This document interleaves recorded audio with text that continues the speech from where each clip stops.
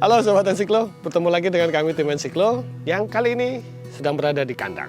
Nah, ini salah satu kandang yang kami desain sebagai kandang langsung alas tanah. Nah, kenapa desain ini kami tunjukkan ke teman-teman? Agar teman-teman bisa melihat dan memperkirakan efektivitas, kekurangan, atau kelebihan desain kandang ini. Selain itu bisa memperkirakan biaya yang akan diperlukan membangun kandang ini.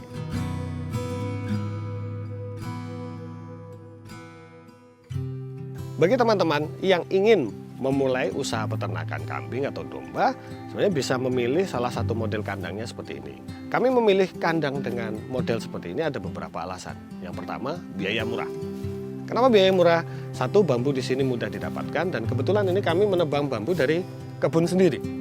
Untuk membangun kandang ukuran 5 kali 12 meter ini, kami membutuhkan sekitar 60 batang bambu. Dan itu tidak semuanya adalah bambu-bambu pokok atau bambu-bambu yang besar. Batang di sini dalam arti potongan panjang yang masih bisa kita potong lagi untuk menjadi beberapa bagian. Ketika berbicara atap, kami juga memilih bahan yang paling murah ketika kami kalkulasi. Apa itu?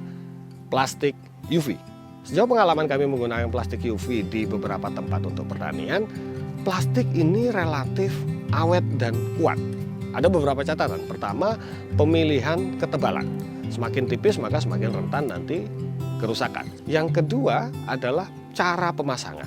Pemasangan yang menggunakan paku dengan cara dipaku itu relatif akan lebih cepat rusak dibandingkan dengan metode penjepitan. Nah, di sini kami menggunakan metode penjepitan. Dengan cara apa? Dengan cara menggunakan paralon yang kami beri penjepit khusus. Nah, yang kedua, ketika berbicara pagar, semua pagarnya di sini kami buat dari bahan dasar bambu yang kemudian juga seperti perhitungan tadi tidak akan lebih mahal daripada kayu untuk jenis-jenis tertentu. Tapi bisa jadi teman-teman di daerah-daerah tertentu yang mengalami surplus kayu atau mempunyai limbah-limbah kayu yang bisa digunakan, teman-teman bisa memilih kayu daripada bambu. Terkait dengan penggunaan bambu, teman-teman, apakah bambu itu awet? Ada beberapa variabel yang bisa menyebabkan bambu atau kayu itu lebih awet dibandingkan dengan yang lainnya. Pada konteks bambu, yang pertama yang harus kita pastikan adalah bambu yang kita potong adalah bambu yang tua. Nah, ketika bambu sudah kita tebang, maka faktor kedua adalah bagaimana kita mengawetkan. Biasanya proses pengawetan tidak dilakukan. Bambu diperlakukan seperti apa adanya ketika ditebang dan dikeringkan dan digunakan.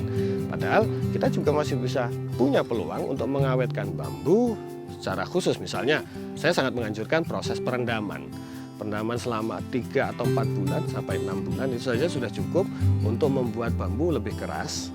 Yang kedua, lebih tahan terhadap hama-hama yang memakan batang bambu di kemudian hari. Keawetan ini juga sangat tergantung pada desain salah satunya. Misal, ketika kita membuat tiang, ada baiknya kaki atau pondasi tiang tersebut ikut diberi semen sehingga mencegah beberapa jenis serangga untuk masuk dari bawah. Misalnya kita punya rayap. Berbicara lantai tanah, maka salah satu tantangan pengelolaan kandang ini adalah soal kebersihan kandang.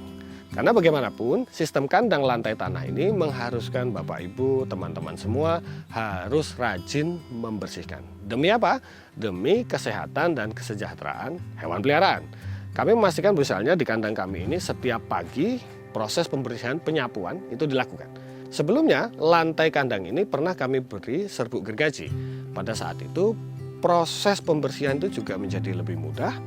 Tapi tantangannya ketika volume kotoran dan air atau urin tadi menjadi sangat banyak, maka keharusan kita mengganti yang pertama, keharusan kita untuk memastikan keringnya lantai itu menjadi tinggi. Saya akhirnya memilih untuk tidak memberikan gerajen, tidak memberikan serbuk gergaji di lantai ini dengan asumsi bahwa setiap hari proses pembersihan tetap harus dilakukan. Kami mengamati beberapa kambing atau domba yang dipelihara di lantai tanah secara langsung itu lebih rentan terhadap cacing. Kenapa? Karena mereka langsung menginjak tempat di mana ada kemungkinan telur cacing ada. Maka pastikan salah satunya manajemen obat cacing harus diberikan secara reguler. Di sini kami memberikan obat cacing 3 bulan sekali dengan dosis yang lebih rendah untuk domba-domba yang tinggal atau berkembang di lantai tanah.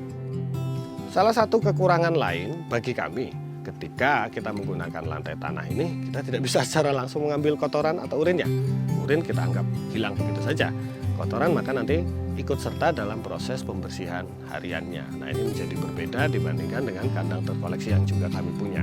Di mana di kandang terkoleksi, urin akan tertampung secara langsung dan kemudian kotoran akan lebih mudah dipilah dibandingkan di tanah. Berbicara soal kandang tanah dan cacing, salah satu yang harus teman-teman waspadai adalah rumput yang tumbuh menempel atau pas di pagar-pagar kandang ini. Saya sangat menganjurkan untuk teman-teman yang memelihara kambing di lantai tanah dan kemudian ada kemungkinan rumput-rumput tumbuh di sekitarnya dan terpapar embun, maka rajin-rajinlah membersihkan agar mengurangi risiko cacingan atau penyakit-penyakit lain yang muncul akibat dari konsumsi rumput basah di pagi hari. Nah, teman-teman kalau melihat di kandang ini, saya merasakan ada beberapa manfaat dari penggunaan kandang beralas tanah. Yang pertama adalah kandang ini banyak kami gunakan untuk memelihara cempe atau anakan kambing. Dalam proses pemeliharaan cempe ini, pembentukan kaki-kaki kambing itu menjadi lebih sempurna dan baik dibandingkan dengan kandang. Misalnya saya juga menggunakan slet. Salah satu tantangannya adalah ketika kita menggunakan slet, kambing tidak punya kesempatan untuk mengasah kuku. Berbeda dengan yang kita pelihara di alas tanah. Mereka punya kesempatan mengasah kuku sehingga proses pembentukan kuku untuk cempe-cempe ini menjadi lebih baik.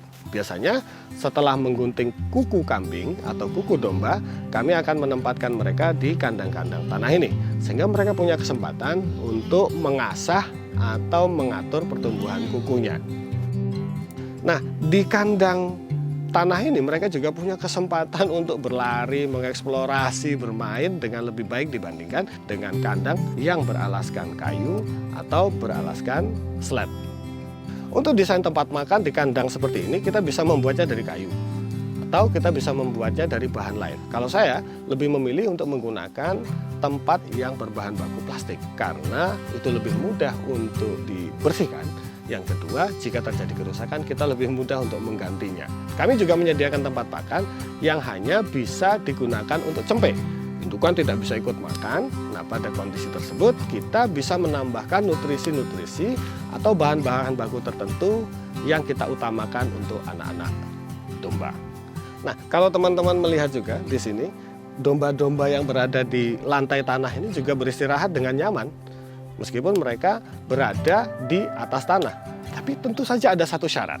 Apa itu? Pertama, lantai tanah ini bersifat kering. Yang kedua, tidak banyak kotoran. Nah, saya sering menemukan biasanya petani-petani konvensional yang juga memiliki kandang serupa seperti ini, tetapi membiarkan kotoran ada di sana, membiarkan rumput ada di sana, sehingga ketika domba atau kambing ini buang air kecil dan buang air besar, ini menjadi tumpukan kotoran yang semakin tebal, semakin tebal. Risikonya apa? Risikonya salah satunya akan datang maggot, lantai akan menjadi rumah bakteri yang masif. Nah, pada kondisi ini biasanya bayi-bayi kambing atau domba, atau kita sebut cempe tadi, sangat berisiko mengalami infeksi ketika baru dilahirkan. Sehingga teman-teman perlu memastikan bahwa pemilihan model kandang ini juga harus diikuti dengan penyusunan SOP yang tepat untuk pengelolaan domba atau kambing dan juga pengelolaan pakan, kebersihan, dan lain-lain. Teman-teman, saya sangat menganjurkan selain berbicara ketersediaan pakan, mari ikut berbicara soal kesejahteraan hewan. Salah satunya adalah soal kesehatan dan rasa nyaman di mana domba itu tinggal. Sobat Ensiklo, demikian cerita dari kami soal kandang sederhana yang beratap plastik dengan reng dan semuanya berbahan bambu, tiang-tiang berbahan bambu, dan tidak lupa lantai beralaskan tanah yang selalu bersih. Semoga menjadi inspirasi teman-teman Ensiklo. Sampai jumpa pada video selanjutnya. Dadah. Belang.